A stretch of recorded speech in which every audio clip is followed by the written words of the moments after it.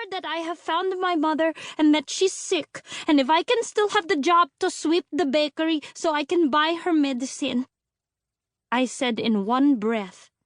I stared at her Hello Kitty slippers the whole time because looking at her face would make me not want to talk. I murmured, "Salamat," and hurried back across the street to the drugstore. I stole a glance behind me. Perla was gone. My stomach fell. She wouldn't give her mother the message. Why would she?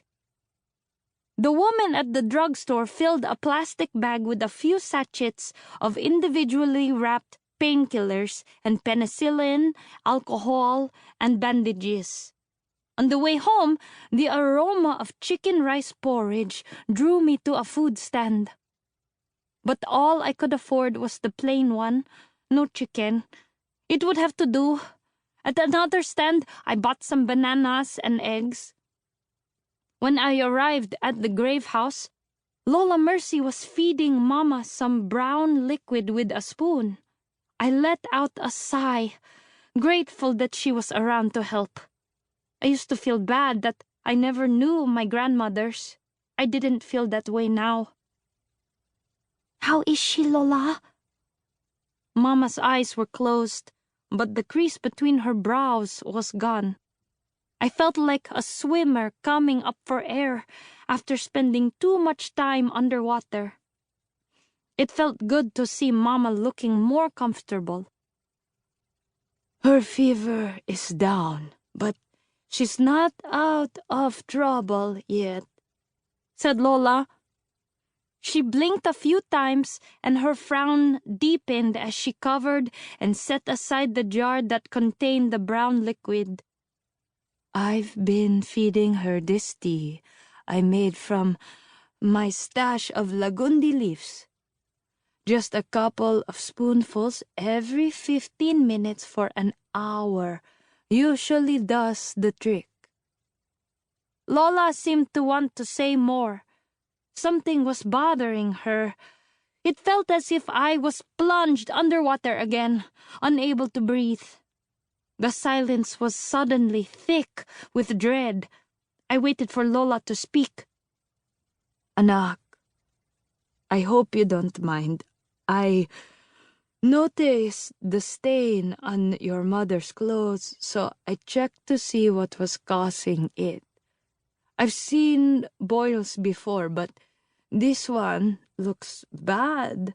There are pink streaks spreading away from it, and the surrounding skin is very swollen and hot.